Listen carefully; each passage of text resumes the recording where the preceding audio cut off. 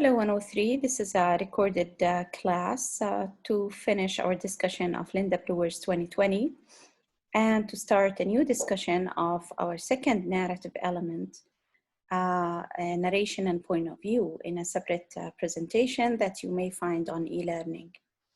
You also can find these DQs or discussion questions about Linda Brewer's 2020 on e-learning. And these are very important questions to work on as individuals and as groups on the forum.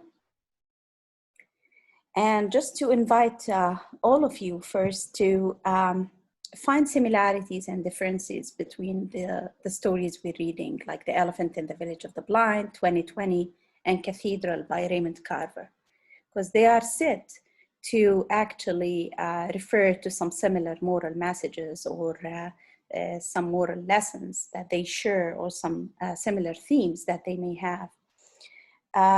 As we said in The Elephant in the Village of the Blind, this is a kind of criticism of people who claim to know everything, to have all knowledge. That is something impossible because we don't know everything, right? We just focus on parts and not the whole. So the idea of the blind people trying to understand what an elephant is by focusing on parts, and then they were able to combine together all the interpretations to form a new meaning or a new version of reality, as we say.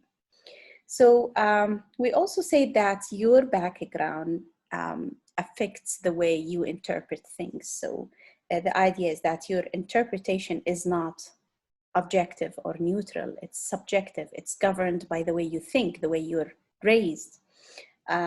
So the idea of the background, or what we called what makes you you, affects the way you interpret things or the way you present your own version of reality.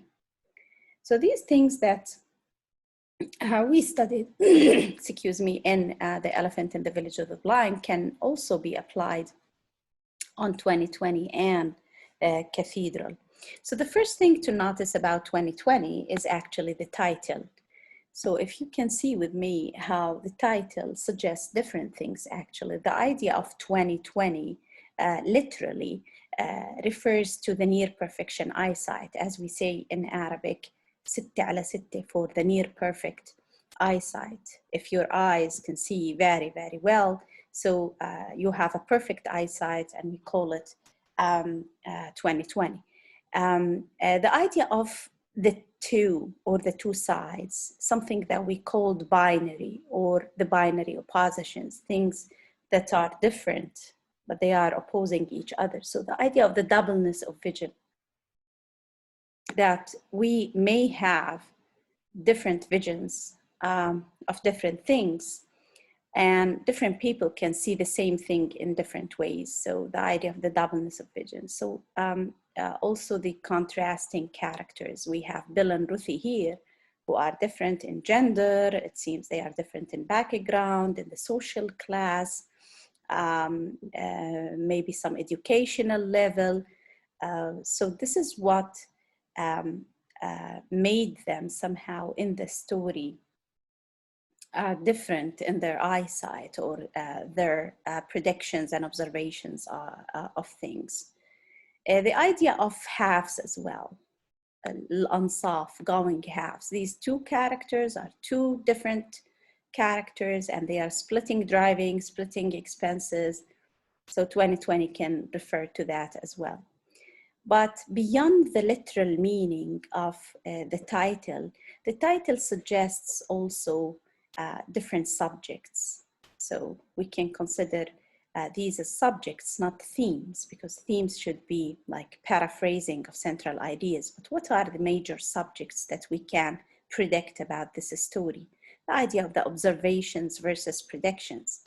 You may have the ability to predict the meaning of something, but there is also, this is somehow mental, but there is a kind of sensical side, which is the observation, which is something that you realize throughout your senses. So the idea of realizing things by your senses.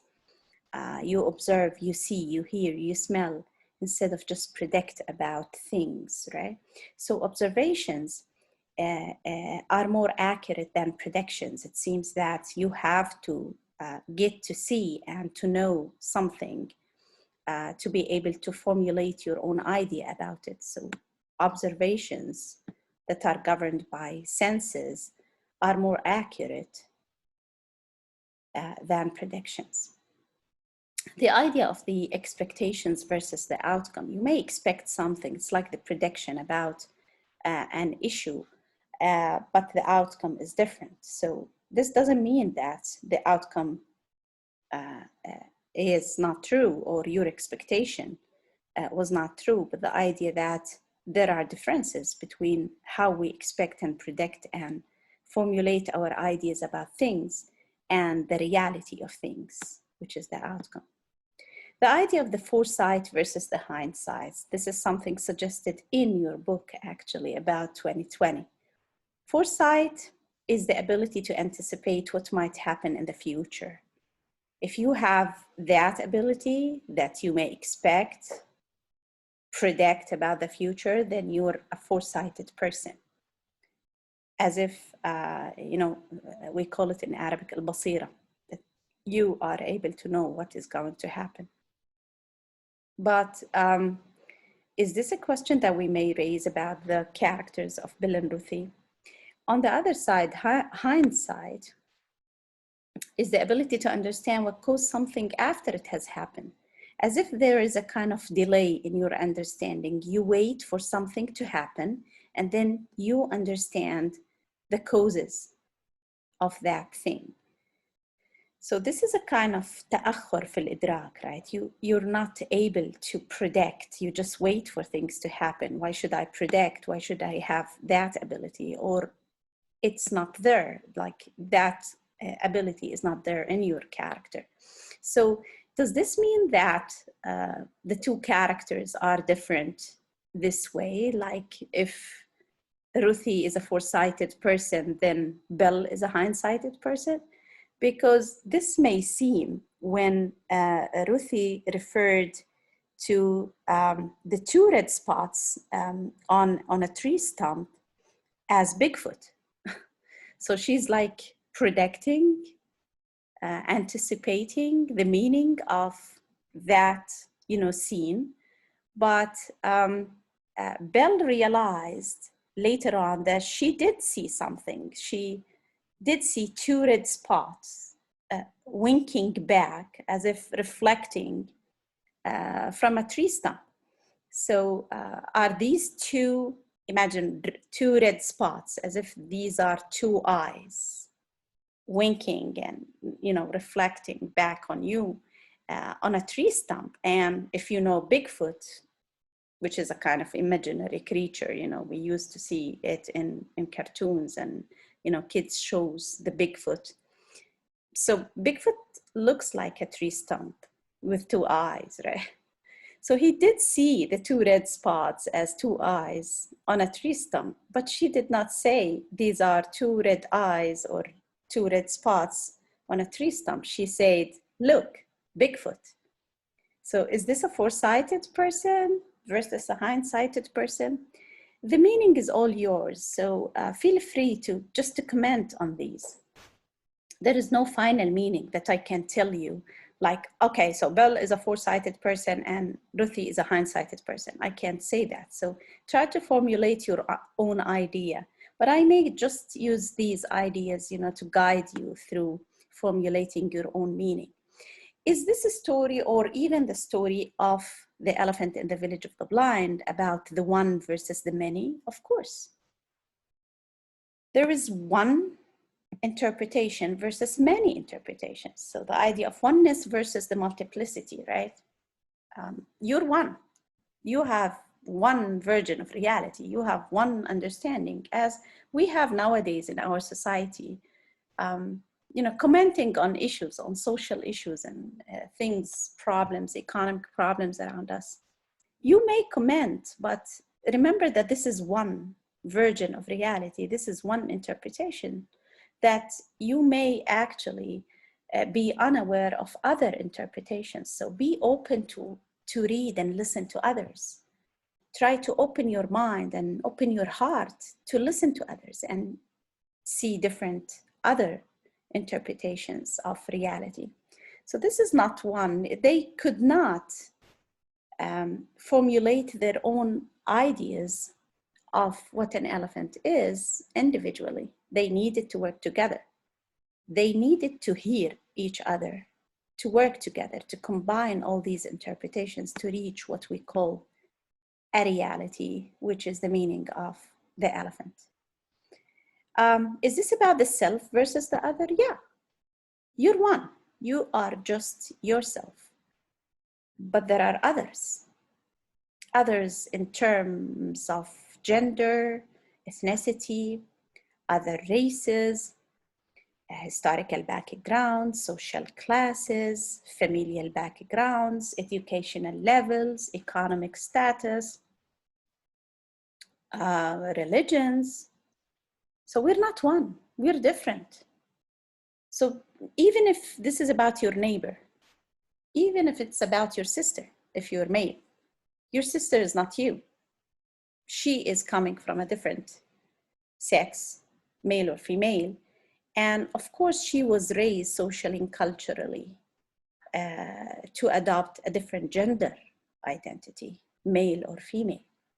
So the idea that she's raised a girl is different from you, raised or have been raised as a boy. So the self is different from the other. So be careful of projecting, judgments on others. Just listen and accept that we're not the same, we're different. Is this about the parts versus the whole? Yeah, because nobody can reach the whole. This is just one part of a whole. Even when reading literature, this is why I tell you there is no one final meaning that I can give you, because I can't. I can just give you one part of a meaning, but there is no whole. You can look and check other interpretations, but this is not a whole. They are still parts of a larger whole that we cannot attain, maybe. The idea of forming interpretations, yeah. Our understanding of reality is actually interpretations of reality. It's not final truth. Projecting expectations, yeah, we just, expect things, predict about things. But this should not be leading to judgments or final judgmental truth, because there is no that final, right? In everything. So be aware of this in your life, right? That you may ask yourself, why am I reading 2020 and The Elephant in the Village of the Blind or Cathedral? These three stories are amazing. They teach us a lot about life. So think of connections, if you're playing the role of the connector that we have, yeah, this is a very good chance for you to connect these stories with our society. Drawing conclusions, you just, say, well, that's the final meaning and that's how I see it and thank you. You can't say that. It's still open. There's no final conclusion. Presenting versions of reality, that's definitely the definite thing, because the only stable or static thing is change. الشيء الثابت الوحيد هو التغيير. That we're different, we're changing. So the idea of projecting and presenting and forming interpretations and versions of reality, they are all, interpretations of what we have in hand as reality, but this is not final reality, right? So besides the major subjects that we discussed and the predictions about the title, we may ask about the narrator. Who is the narrator? And whose point of view do we hear in the story? You may hear a third-person narrator here. The idea of using Bell, Ruthie, he, she, it, they. This is a third-person narrator, But it seems this narrator is not objective. This narrator is biased. He or she, since we don't know the gender, is actually focusing more on Belle's point of view. So whose point of view do we hear? It's actually Belle's point of view, because it's all about Belle. If you can follow with me, page 43, by the time they reached Indiana, Belle realized that Ruthie, his driving companion, was incapable of theoretical debate. She drove okay, she went to have some gas, etc., but she refused to argue. So who is speaking here? The narrator. But whose point of view is this? It seems that it's Belle's, because it's all about what Belle thought of Ruthie. It's not about who Ruthie is. Okay, so she didn't seem to know how. She didn't seem to know how. This is not the narrator, like an objective voice of a narrator. This is Belle speaking here. Belle was used to East Coast women who disputed everything he said, every step of the way. Ruthie stuck to simple observation, like, look, cows. He chalked it up to the fact that she was from rural Ohio and thrilled to death to be anywhere else. We don't only have predictions or expectations about Ruthie. Unfortunately, we have judgment. So he did see her this way, so he came up with a conclusion. Oh, okay, so she doesn't know how to argue. She even refused to argue. She's okay driving. She's a good driver, but she went to have some gas, and so she shared the price of gas with him. But she was incapable of theoretical debate. He is used to East Coast women who argue with him. So just meeting a woman who refuses to argue is different for Belle. So after all these incidents, he came up with a conclusion, and this is what we call a judgment, which is so dangerous. He said, okay, so yeah, this is why, because she's from rural Ohio. So she's a villager, she's a rural girl who doesn't know how to argue. And she's just thrilled to death to be anywhere else. She just wanted to go out of Ohio, you know. This is so dangerous that you form your own predictions, expectations, you think about it and just come up with your own interpretation and think that this is reality. This is the final truth.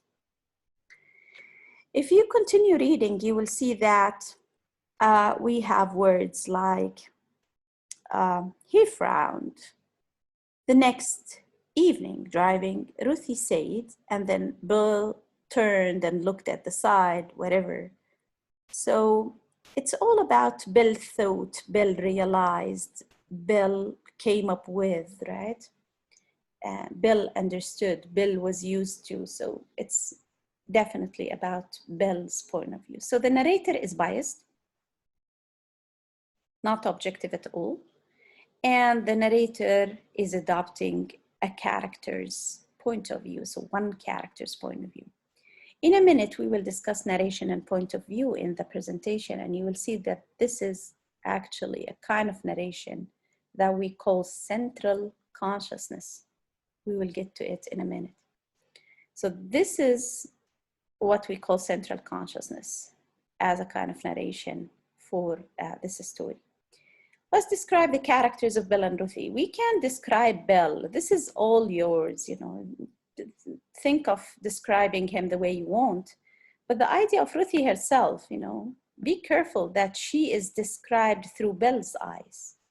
So try to differentiate between what is in the story, which is actually Belle's thoughts about Ruthie, and what Ruthie really is for you. Why does Belle ask Ruthie to stop so he would drive? Well, she continued on all these weird, you know, observations, And somehow she started with simple observations like, look, cows. So she's coming from rural Ohio. She doesn't know a cow or what a cow is. So the idea of simplicity and innocence and naivety, as if she's a naive person, savage. But the third evening out, remember that this is a road trip. So they are driving together into this long road trip between states, cities, and so on.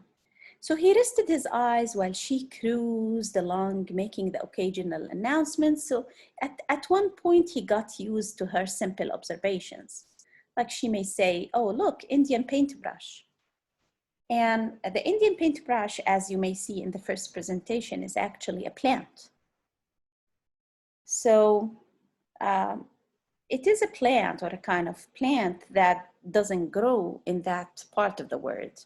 So he said, okay, as if you were, coming down the street of the university or the university street, towards McDonald's, and then you say, look, mangoes or mango fields. Where? Here in Irbid? A golden eagle. And the idea that the golden eagle doesn't live in that area. So he said, well, okay, I have to get used to her. She's, I don't know, a weird person. She makes some weird observations. Miles later, he frowned. There was no Indian paintbrush that he knew of near Chicago. So the idea of that plant doesn't grow in Chicago. The next evening, driving, Ruthie said, I never thought I'd see a Bigfoot in real life. So the idea of, jumping from reality to imagination, before she actually referred to real things like the golden eagle, the cows, the Indian paintbrush. But now she's referring to imaginary creatures. So he stepped, why did he ask her to stop? Because he's no longer taking it, right? Because she's now referring to an imaginary character. So she sees a Bigfoot. Bigfoot is not real, the character, Bigfoot. So she turned to him and she said, I never thought I'd see a Bigfoot in real life. So she knows that this is imaginary, and she imagined that she thought, or she saw a Bigfoot. He turned to her, looked at the side of the road, streaming innocently out behind them. 2 red spots winked back, reflectors nailed to a tree stump.